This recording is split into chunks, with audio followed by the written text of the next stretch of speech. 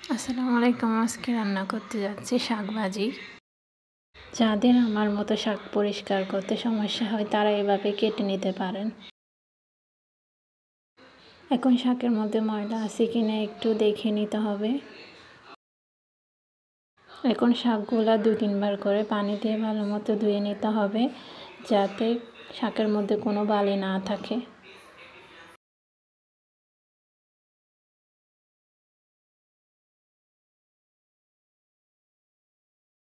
এখন শাকগুলা 2-3 টুকরা করে কেটে নিব।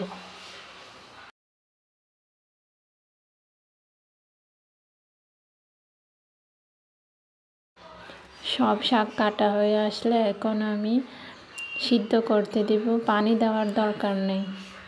শাকে যে পানি থাকে তা দিয়ে শাক সিদ্ধ হয়ে যাবে।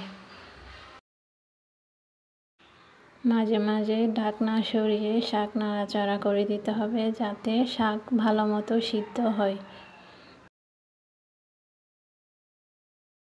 শাক ভালো মতো সিদ্ধ হয়ে আসলে আমরা একটা কড়াই বসিয়ে দিব।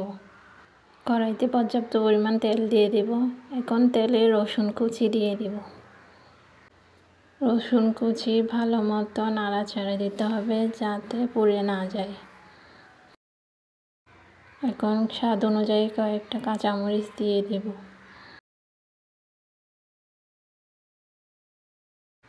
আমি শাকভাজি রান্না করার সময় টমেটো ব্যবহার করি, আপনারাও দিতে পারেন, ভালো স্বাদ আসবে।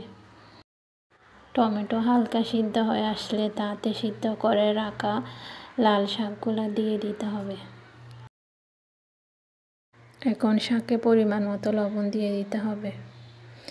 লবণ দিয়ে নাড়াচাড়া করে তারপর ঢাকনা দিয়ে ঢেকে দিতে হবে কিছুক্ষণের জন্য। ঢাকনা খুলে আবার একটু নাড়াচাড়া দিতে হবে, যাতে শাক নিচ দিয়ে লেগে না যায়। আবার কিছুক্ষণের জন্য ঢাকনা দিয়ে ঢেকে দিতে হবে। এরপর দেখবেন পানি হালকা শুকিয়ে এসেছে।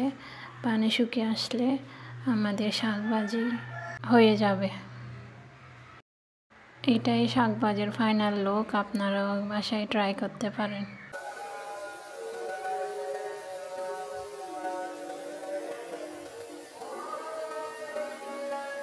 রেসিপিটা ভালো লাগলে অবশ্যই একটা লাইক, কমেন্ট এবং সাবস্ক্রাইব করবেন, এবং আপনারাও নিজে রান্না করে দেখবেন এবং আমার পাশে থাকবেন।